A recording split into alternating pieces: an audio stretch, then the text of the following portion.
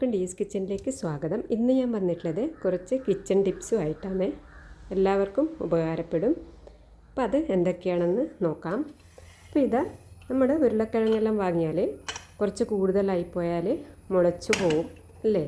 അങ്ങനെ വരുമ്പോൾ നമ്മൾ ഇതുപോലെ ഉരുളക്കിഴങ്ങ് നല്ലതുപോലെ തൊലിയൊക്കെ കളഞ്ഞ് ഇതുപോലെ മുറിച്ചിട്ട് കുറച്ച് ഉപ്പും കുറച്ച് മഞ്ഞൾപ്പൊടിയും ഇട്ട് കുക്കറിൽ ഒരു 2 വിസിൽ അല്ലെങ്കിൽ 1 വിസിൽ ആയാലും മതി. 2 വിസിലാക്കിയാൽ പെട്ടെന്ന് തന്നെ ഉടച്ചെടുക്കാം. അപ്പോൾ ഇതുപോലെ വേവിച്ച് തണുക്കാൻ വെച്ചതിന് ശേഷം നമ്മൾ ഒരു പാത്രത്തിൽ ഇട്ട് നല്ലതുപോലെ മൂടി ഫ്രിഡ്ജിൽ വെച്ചാൽ കറികൾക്കും ബോണ്ട ഉണ്ടാക്കാനും എല്ലാ പാചകങ്ങൾക്കും എടുക്കാം. ഇനി രണ്ടാമത്തെ ടിപ്പാണ്, നമ്മൾ ഇതുപോലെ സ്റ്റീൽ പാത്രത്തിലായാലും ഏത് പാത്രത്തിലായാലും ശരി, നമ്മളിതുപോലെ ഉണ്ടാക്കി കഴിഞ്ഞാൽ അടി കരിഞ്ഞ് പിടിച്ചാൽ നമ്മളതിലേക്ക് കുറച്ച് വെള്ളം ഒഴിച്ച് കൊടുക്കണം. പിന്നെ നമ്മളതിലേക്ക് കല്ലുപ്പാണ് ഇട്ട് കൊടുക്കുന്നത്. പൊടിയുപ്പായാലും മതി, പക്ഷേ കല്ലുപ്പ് ഇടുന്നതാണ് ഏറ്റവും നല്ലത്. അപ്പോൾ ഇതുപോലെ തിളപ്പിച്ചെടുക്കുക. നമ്മൾ കരിഞ്ഞത് എത്രത്തോളം ഉണ്ടോ അത്ര നല്ലതുപോലെ ഒന്ന് തിളപ്പിച്ചെടുത്താൽ മതി. ഇതുപോലെ തണുത്ത് വന്നതിന് ശേഷം ഇതുപോലെ നമ്മളൊരു സ്ക്രബ് എടുത്ത് നല്ലതുപോലെ ഉരച്ച് കൊടുക്കണം. അധികം പ്രസ് ചെയ്യാതെ തന്നെ വേഗം ഇളകി വരും. എന്നിട്ട് അതിന് ശേഷം നമ്മൾ പാത്രം കഴുകുന്ന സോപ്പോ ലിക്വിഡോ ഉപയോഗിച്ച് നല്ലതുപോലെ കഴുകിയെടുത്താൽ ഇതുപോലെ നല്ല ക്ലീനായി കിട്ടും. നിങ്ങൾ എല്ലാവരും ഒരു തവണ ട്രൈ ചെയ്ത് നോക്കിക്കോളൂ കേട്ടോ. എന്നാൽ അടുത്ത ടിപ്പ് എന്താണെന്ന് നോക്കാം. അടുത്ത ടിപ്പാണ്, നമ്മൾ ചിക്കനും മീനും എല്ലാം നമ്മൾ ഫ്രീസറിൽ വെക്കും അല്ലേ? അപ്പോൾ ഇതുപോലെ കട്ട പിടിച്ചിട്ടാണ് ഉണ്ടാവുക. അപ്പോൾ ഒരുമിച്ച് വെച്ചാൽ പെട്ടെന്ന് തന്നെ നമുക്ക് വേർപെടുത്താൻ വേണ്ടിയുള്ള ടിപ്പാണ് അടുത്തതായിട്ട് പറയുന്നത്. അപ്പോൾ നമ്മൾ ഇതുപോലെ എടുത്ത് വെച്ചതിന് ശേഷം ഇതിലേക്ക് നമ്മൾ വെള്ളം നിറച്ച് കൊടുക്കണം. അതിന് ശേഷം നിറയെ വെള്ളം നിറച്ച് കൊടുക്കണം. അതിനുശേഷം നമ്മളിതിലേക്ക് കല്ലുപ്പാണ് ഇട്ട് കൊടുക്കുന്നത്. പൊടിയുപ്പായാലും മതി. ഞാനിവിടെ കല്ലുപ്പാണ് ഇട്ട് കൊടുക്കുന്നത്. കല്ലുപ്പിട്ടാലാണ് പെട്ടെന്ന് തന്നെ റെഡിയായി കിട്ടുക. അപ്പോൾ ഇതുപോലെ വെള്ളം ഫുള്ളായി നിറച്ച് കൊടുത്തതിന് ശേഷം ഉപ്പിട്ട് കൊടുക്കാം. പെട്ടെന്ന് തന്നെ നമുക്ക് ഇത് വേർപെടുത്തി എടുക്കാൻ പറ്റും. നമ്മൾ സാധാരണ കാത്തു നിൽക്കും പോലെ കുറേ സമയമൊന്നും വെയിറ്റ് ചെയ്യണ്ട. അപ്പോൾ ഇതുപോലെ ഇട്ട് കൊടുത്താൽ റെഡിയായി കിട്ടും. ഇപ്പം ഇതുപോലെ റെഡിയായി വന്നിട്ടുണ്ട്. ഇനി കല്ലുപ്പിട്ടതിന് ശേഷം കുറച്ച് വിനാഗിരിയും കൂടി ഒഴിച്ചു കൊടുത്താൽ നല്ലതാണ്. പെട്ടെന്ന് തന്നെ ഇളകി വരും. അപ്പോൾ ഇതെല്ലാവരും ഒന്ന് ട്രൈ ചെയ്ത് നോക്കിക്കോളൂ കേട്ടോ. വിനാഗിരിയും കൂടി ചിക്കൻ സോഫ്റ്റ് ആവുകയും ക്ലീൻ ആവുകയും ചെയ്യും. എന്നാൽ അടുത്ത ടിപ്പ് എന്താണെന്ന് നോക്കാം. അപ്പോൾ നമ്മൾ കുട്ടികൾക്കെല്ലാം ബുൾസൈ ഉണ്ടാക്കുമ്പോൾ ഒന്നിൽ കൂടുതൽ നമ്മൾ ഉണ്ടാക്കുമ്പോൾ ഇതുപോലെ ചെയ്യുക. പാനിൽ കുറച്ച് നെയ്യാക്കി കൊടുക്കുക. അതിനുശേഷം നമ്മൾ ഒരു പാത്രത്തിലേക്ക് മുട്ട പൊട്ടിച്ച് ഒഴിച്ചു കൊടുക്കണം. പൊട്ടാതെ തന്നെ ഒഴിച്ചു കൊടുക്കാം. അതിനുശേഷം പാനിലേക്ക് ഇതുപോലെ ഓരോന്നോരോന്നായി ഒഴിച്ചു കൊടുക്കാം. അതിനുശേഷം ലോ ഫ്ലെയിമിലാക്കിയിട്ട് അതിലേക്ക് ഉപ്പ് എല്ലാ ഭാഗത്തും ഇട്ട് കൊടുക്കണം. പൊടിയുപ്പാണ് ഇട്ട് കൊടുക്കുന്നത്. ചെറുതായിട്ട് മാത്രം മതി. പിന്നെ നമ്മൾ കുറച്ച് കുരുമുളക് പൊടിയും കൂടി ഇട്ട് കൊടുത്തതിന് ശേഷം മൂടി വെച്ച് ലോ ഫ്ലെയിമിലാക്കി വേവിച്ചെടുക്കാം. ഇപ്പോൾ നമ്മൾ കുരുമുളക് പൊടിയാണ് ഇതിലേക്ക് ഇട്ട് കൊടുക്കുന്നത്. ഇതും കൂടി ഇട്ട് കൊടുത്ത് മൂടി വെച്ച് കൊടുക്കാം.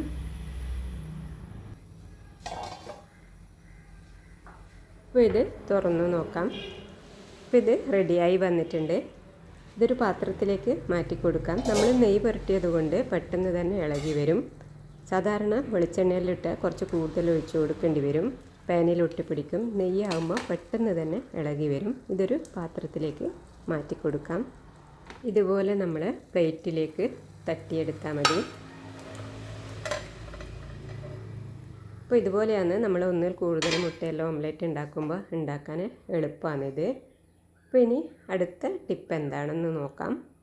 അടുത്തതായിട്ട് നമ്മൾ ഇഞ്ചി വെളുത്തുള്ളി പേസ്റ്റാണ് ഉണ്ടാക്കുന്നത്. അപ്പോൾ വെളുത്തുള്ളി ഇഞ്ചിയും നമ്മൾ ചെറുതായിട്ട് മുറിച്ചെടുത്തിട്ടുണ്ട്. വെളുത്തുള്ളിയാണ് കൂടുതൽ എടുത്തിട്ടുള്ളത്.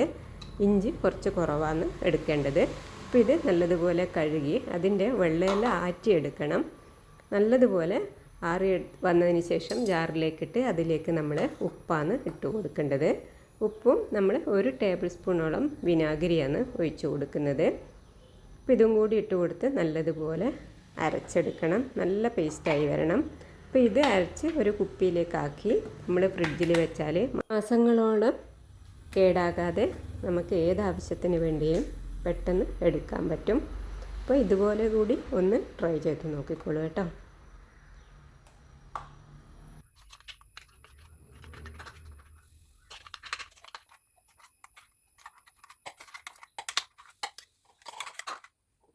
ഇനി അടുത്ത ടിപ്പ് എന്താണെന്ന് നോക്കാം. അടുത്തത് ഓവനിൽ നിലക്കടല വറുത്തെടുക്കുന്നതാണ്. അപ്പോൾ നമ്മളിതാ ഓവനിലേക്ക് നിലക്കടല ഇട്ട് കൊടുക്കുന്നുണ്ട്. ഇത് ഇട്ട് കൊടുത്തതിന് ശേഷം നമ്മൾ ഒരു 2 മിനിറ്റ് സമയം കൊടുത്ത ശേഷം ഓണാക്കി കൊടുക്കുക. അതിനുശേഷം നമ്മൾ 2 മിനിറ്റ് കഴിഞ്ഞതിന് ശേഷം അതിൻ്റെ ഉള്ളിൽ നിന്ന് അപ്പം തന്നെ എടുക്കണ്ട, തണുത്ത് വന്നതിന് ശേഷം എടുത്ത് നോക്കിയാൽ ഇതുപോലെ നല്ല ക്രിസ്പി ആയിട്ടുണ്ടാവും. നിലക്കടല നല്ലോണം റോസ്റ്റായി വന്നിട്ടുണ്ടാവും. ട്രൈ ചെയ്ത് നോക്കിക്കോളൂ കേട്ടോ. ഇനി അടുത്ത ടിപ്പാണ് പറയാൻ പോകുന്നത്. നമ്മൾ കറികൾക്കെല്ലാം നമ്മൾ പച്ച കൊത്തമ്പാരി പൊടിയാണ് എടുക്കുക അല്ലേ. അപ്പോൾ ഇതുപോലെ നമ്മൾ വാങ്ങിയ മുഴുവൻ മല്ലി ഇതുപോലെ നല്ലതുപോലെ വറുത്ത് ബ്രൗൺ കളറാക്കി എടുക്കണം. കഴുകി വൃത്തിയാക്കിയതിന് ശേഷമാണ് ഇത് ചെയ്തെടുക്കേണ്ടത്. ഇത് 1/2 കിലോ മല്ലിയാണ്. അപ്പോൾ ഇതുപോലെ കുറേശ്ശെ ഇട്ട് നല്ലതുപോലെ റോസ്റ്റ് ചെയ്തെടുക്കുക. അതിന് ശേഷം നമ്മൾ വീട്ടിൽ നിന്ന് തന്നെ മിക്സിയിൽ പൊടിച്ചെടുക്കാൻ പറ്റും. അപ്പോൾ ഇതുപോലെ പൊടിച്ചെടുത്താൽ ഇങ്ങനെയാണ് കിട്ടുക. പിന്നെ നമ്മൾ വറുക്കേണ്ട ആവശ്യമില്ല, ഇത് നേരിട്ട് തന്നെ ഇട്ട് കൊടുത്താൽ മതി. അപ്പോൾ പെട്ടെന്ന് തന്നെ നമുക്ക് കറികൾക്കെല്ലാം ഇടാൻ നല്ലതായിരിക്കും. ഇതുപോലെ റോസ്റ്റാക്കി വെച്ചാൽ നമുക്ക് കറിക്കൊന്നും പച്ച ടേസ്റ്റ് ഉണ്ടാവില്ല. ഇങ്ങനെ ചെയ്താലാണ് കറികൾക്കെല്ലാം ടേസ്റ്റ് ഉണ്ടാവുക. അപ്പോൾ ഇതും കൂടി ഒന്ന് ട്രൈ ചെയ്ത് നോക്കിക്കോളൂ കേട്ടോ. എന്നാൽ അടുത്ത ടിപ്സുമായി അടുത്ത വീഡിയോയിൽ കാണാം. വീഡിയോ ഇഷ്ടപ്പെട്ടാൽ എല്ലാവരും ലൈക്ക് ചെയ്യാനും കമൻറ്റ് ചെയ്യാനും മറക്കല്ലേ.